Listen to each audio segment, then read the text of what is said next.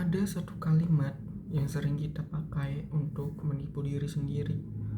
Aku sebenarnya niat, cuma belum konsisten. Kalimat ini terdengar dewasa, padahal isinya satu hal, pengalihan tanggung jawab. Karena masalah kita jarang soal niat. Masalahnya karena hidup kita dibangun dengan sistem yang membuat kita gagal berulang kali. Dan selama sistemnya tidak berubah, niat sekuat apapun akan kalah. Bagian 1, refleksi pribadi. Aku perhatikan setiap kali hidupku stagnan, aku hampir selalu bilang hal yang sama.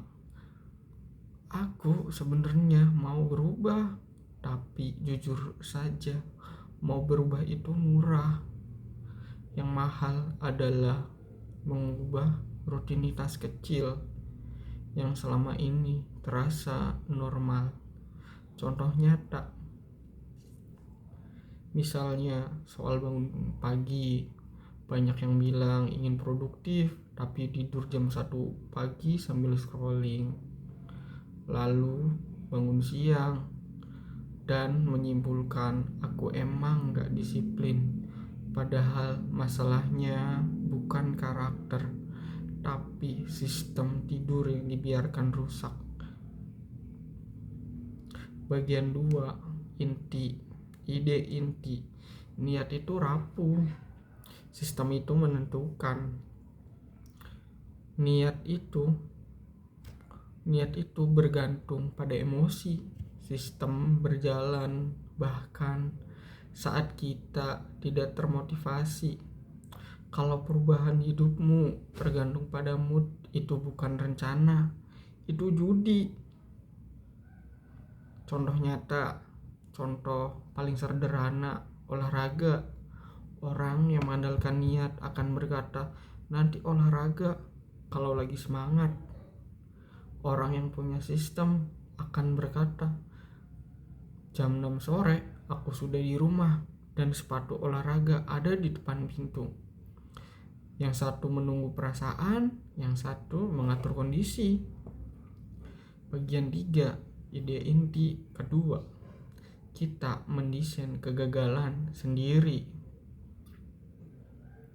Banyak kegagalan sebenarnya tidak terjadi secara kebetulan. Kita mendesainnya pelan-pelan. Contoh nyata, kita bilang mau fokus kerja, tapi HP selalu di sebelah laptop. Kita bilang mau hemat, tapi kartu debit selalu mudah dijangkau. Kita bilang mau belajar, tapi TV menyala dari sore sampai malam. Lalu kita heran kenapa gagal, padahal sistemnya memang mengarah ke sana. Bagian 4, ide inti ketiga. Perubahan bukan soal lebih kuat. Buku ini tidak menyuruh kita jadi lebih kuat. Buku ini menyuruh kita membuat kegagalan jadi sulit dilakukan. Contoh nyata, kalau kamu ingin berhenti jajan, jangan mulai dari aku harus bertahan, harus tahan diri. Mulai dari tidak membawa uang cash, tidak buka aplikasi pesan makanan, atau makan sebelum keluar rumah. Bukan jadi lebih kuat, tapi membuat godaan jadi lebih jauh. Bagian 5, refleksi paling jujur.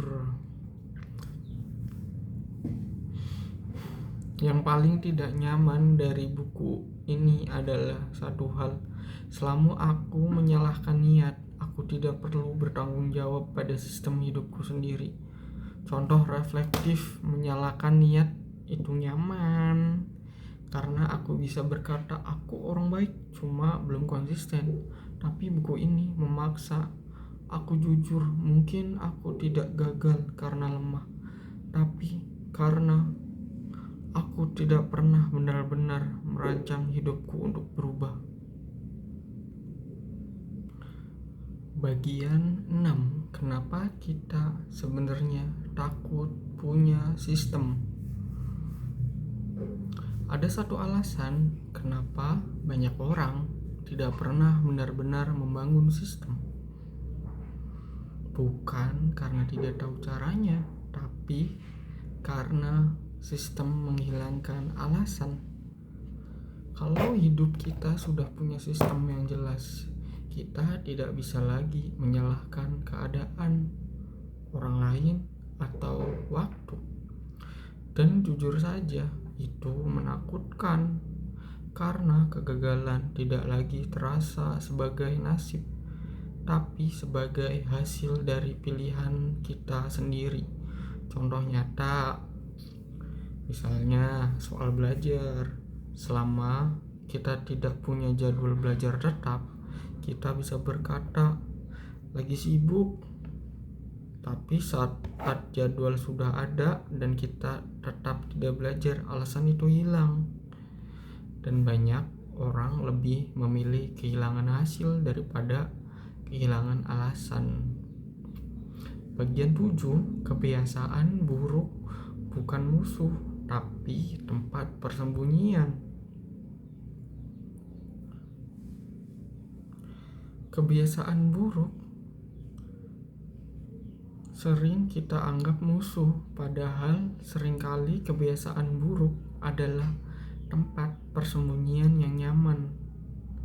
Contoh nyata, scroll berlebihan misalnya, kita bilang itu cuma hiburan, tapi seringkali itu cara paling halus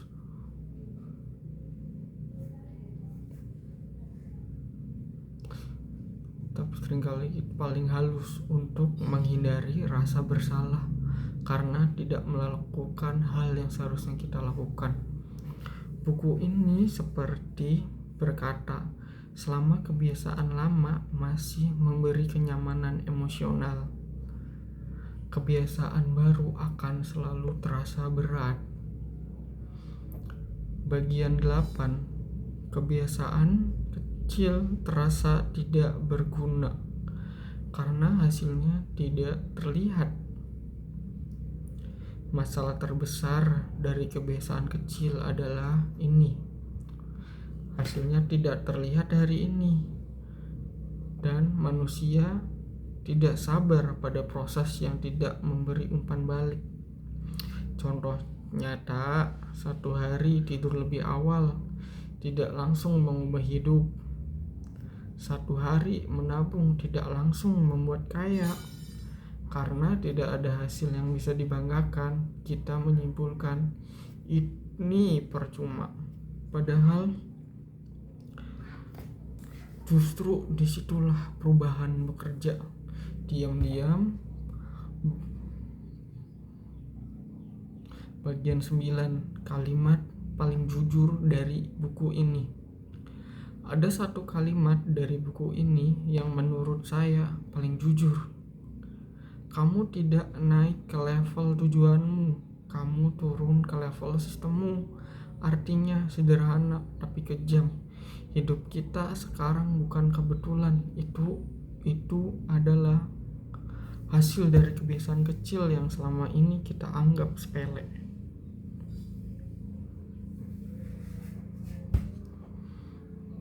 Bagian 10. Refleksi dewasa. Buku ini tidak membuat saya merasa termotivasi. Justru sebaliknya, buku ini membuat saya merasa bertanggung jawab. Dan itu jauh lebih berat karena seharusnya saya tidak bisa lagi berkata, aku belum siap. Pertanyaannya bukan soal siap atau tidak, tapi apakah aku yang merancang hidup dengan jujur?